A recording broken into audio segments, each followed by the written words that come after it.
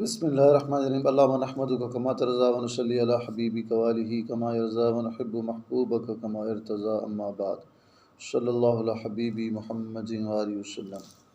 ناظرین محترم، آج کی نشست میں ہم انشاءاللہ حضرت عثمان غنی رضی اللہ تعالیٰ عنہ کے فضائل مناقب کچھ تعارف بیان کریں گے، چونکہ یہ ذی الحج کا مہینہ چل رہا ہے۔ اس حوالے سے حضرت عثمان غنی رضی اللہ تعالیٰ عنہ یہ تیسرے خلیفہ راشد ہیں جو اہل مشورہ یعنی صحابہ کرام کے مشورے کی قرارداد کے مطابق محرم سن 24 ہجری میں خلافت پر متمکن ہوئے۔ حافظ ابن حجر عسقلانی رحمۃ اللہ اصابہ میں لکھا ہے کہ واقع فیل سے 6 سال بعد آپ کی پیدائش ہوئی۔ یہی قول صحیح ہے۔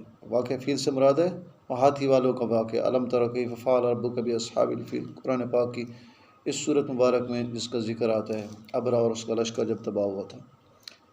حضرت ابوبکر صدیق رضی اللہ عنہ کی تحریک سے مشرف اسلام ہوئے، ان کی تبلیغ سے اسلام قبول کرتے ہی نبی اکرم صلی اللہ علیہ وسلم نے اپنی صاحبزادی حضرت رقیہ رضی اللہ تعالیٰ عنہ کا نکاح آپ سے کیا۔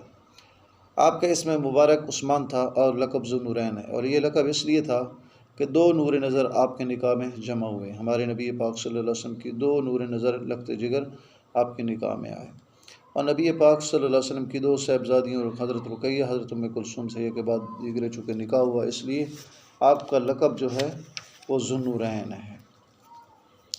حضرت عثمان غنی رضی اللہ عنہ کے علاوہ کوئی شخص ایسا نہیں جس کے نکاح میں کسی نبی کی 2 بیٹیاں آئی ہوں۔